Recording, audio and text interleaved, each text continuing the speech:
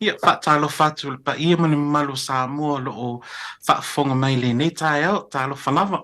Ma lo soifua o a mai lau whitalenga nei tai au Vaitimu. Ia, manuia lava whaftai le alofa le atua. Vi Alo lava. vi ele atua whaftai fo i mo le whaavano ino lo temi ia a wā lava sta talanoanga nei tai au. A wā o le vai aso le nei. O se vai aso tā ua i le ngate i stono New Zealand nei. Ia me se foi o Samoa o lo o alala mapapa au i so se tu o le ke lope. So, pa mo le lava i lau whitalainga Vaitimu. A mata tā talanoanga i tūlanga mapolo kalame whaata atia le Fagasa mo le nei vai aso a wale whaata waina o le ngangana Samoa i New Zealand. Nei wha mole mole? Ia, whaftai lava mo le fasili. Ia, e tele ano anoa i o whaala putuputonga lea o whaia la tonga luenga ua tā pena. Ua lava tā pena mo le vai aso. O le whaata waina o le vai aso le ngana Samoa i te tonu New Zealand. Whapea fo i e ka lesia. Ia, e tele mana anua i fo isi whaala putuputonga pe o le Ministry of Pacific Peoples, Ministry of Education, o loo whaatauaina le nei fo i vai aso le ngana Samoa. Whaftai lava. O le iate oem ma le avea i o Pristine Aoao o le Fagasa. O le ase winga fo i pe e mawhaiona e whaalau te le mai le theme fo i po le autu o le nei vai aso. Kia whawhitai lava o le au tū o le neva i aso. O le mita mita i lau ngangana, ma waa lo whaasinomanga. Longo winga la, i tatau o na tātou mita mita i so se ngangana Pasifika. Au lewa whaatau e ngana Samoa. Ia, e tau fo en mita mita tātou ngana. Be proud of our culture Yeah. and grounded in your identity. So o le mea tā uana. O leo wha o ngā i tono a o ngā tūlanga lua, ma kolisi, whapea fo ile o ngā amata. Sa e awai atu i le sauninga whapitoa i le aso a nafi a Vaitimu? Ia, o tele fo i te tālanga o le vaiaso ngana Samoa sa tupu i New Zealand, i tonu New Zealand, i Wellington, o Christchurch, o Tanitini, i lunga i Aokilani. E tele fo i e tele fo i whapea o le foto malama. Le sa whai lato secondary school opening ana nafi. Sa whai papatoe. Ia, sa o iai lunga leo penga ta whai langi. E matamata ai. Ai tele fo i si au nanga ia o leo tatala alua ia lato vai o solo ngana Samoa nafi. Mana ia whaftai mo le whaamalamalama ina o lea vaenga Vaitimu. O ani polo kalame ua tāpena iei le Fagasa a wale nei vai aso. Ia, whaftai mon fasili. Ia, o a onga tai tasi o lo o iai tūlanga lua. O lo o iai i tonu o New Zealand. O tāpena la tō wala la i Christchurch, o Wellington, au Kilani, ia whape fo i le la i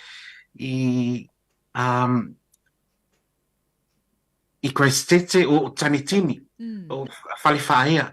Ua umona tā pena i lātou, o a onga taitasi, pol kalami mō lātou a onga. Ia whaongali vai o sa atua, e le ona o le asunga fua, ma le aso whalaile. Ai aso, o aso uma le vai aso nei, e whaata welinga na Samoa.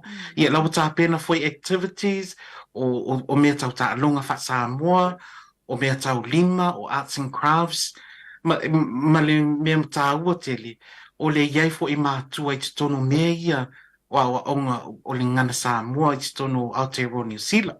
Mali e, le si vaenga a lewa iei se tasi o polo kalame o le digital learning curriculum.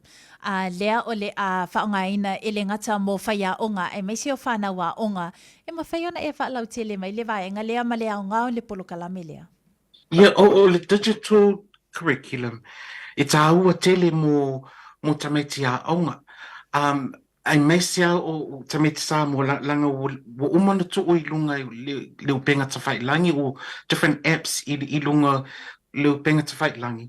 Ia mawhai ai o na o tameti e whaonga o alanga oa ia po resources, online resources. Ia Whiona ngā loe whaatasi ma mātua I te tono lato a inga, po te tono fo I potu a onga. Sa lunga winga, e tele ala ngā o lo o tu I lunga leo penga tawhailangi. Mai le ofisa a onga, Ministry of Education, mai si fo I la potu putonga, wha la potu putonga ia.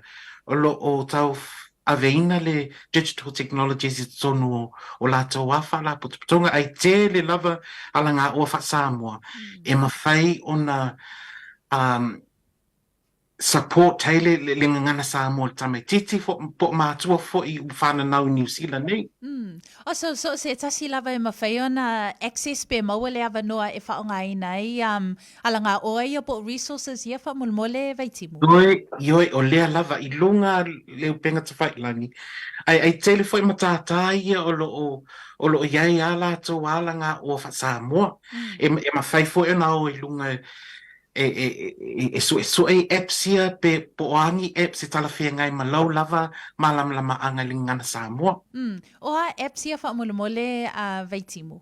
Yeah, so I lunga o le Ministry of Pacific Peoples o le e lato ala ngā oa, I lunga o le Ministry of Education website o e lato ala ngā o tala noa ako, I e fo ila o mena o Teach and Z, so e tele fo ia onga o iai fo ila to polo kalame lea digital technology, digital online learning.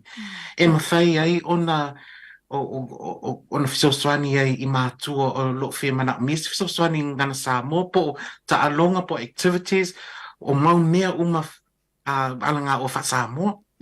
O le ase go po si matati a le Fagasa mo tangata Samoa ma le whaongaina leo le tātou ngana I New Zealand awa ia le sawa aia I lipoti fo I tusa o mai lunga o penga te whailangi le alu I lalo o whainomero tangata o lo whaongaina le tātou ngana I New Zealand nei. So le ase goal, what's a goal that Fagasa are working towards?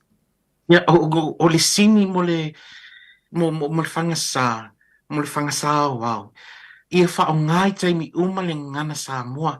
Ele na whapea o le vaiaso le ngana Samoa, o na a matalona whaonga, o le tausanga atoa, o le mea lea, o le mato te whaatawaina, le whaongaina o le ngana Samoa, I te tonu, o le tau ainga, o te lofoi, e iei si mātua le leilato wha Samoa, ai tele anoa I courses for beginners, beginner Samoa, I mawhai ai ona maua ala to wha sinomanga, because o te lofoi, o le mea mua na o le identity, I e lo o se tama po se teni Samoa, o le wha sinomanga la I te tau o le tā ua tele, ai I Fagasa lava, I whataua I le tausanga o le taimi a mata le tamaititi le a onga Januari, se io o ai te se me tu uela onga mo le tausanga, o whaonga a le ngana Samoa.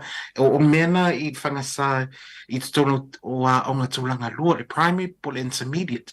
Ese fo isa asia o le ECE o le whaala putuputonga la mo a onga a mata, whapea foi I le kolisi o le whaala putuputonga leo o le foto malama. O lo iai foi le sini na I whaonga le ngana Samoa, not only in the Samoan Language Week, but every day throughout the whole year. So sini la mo whangasana. Ma lo tau longo I lau whetalainga Vaitimu, iei se isi vaenga te fia saunoa iei ai le mai e tātala noanga. Yeah, but whaftai lava mo lava no te loa, o le bisi fo tō ngā wenga I whamanuia tele I le tua I tō au nanga fo I lunga le neala leo, e whaftai lava mo lava noa. Whaftai lava I lau whetalainga Vaitimu, ia mo le whaavanoina fo I o lau teimi a wale tātala noanga, ia manuia polo kalame whaataatia fo I mo le neiva yaso, ia wale whaatawa ino le tātou ngana I Tono New Zealand, ia me se fo I o polo kalame mo le tausanga atoa, ina ia wha wawai ai lena o le vai yaso nei.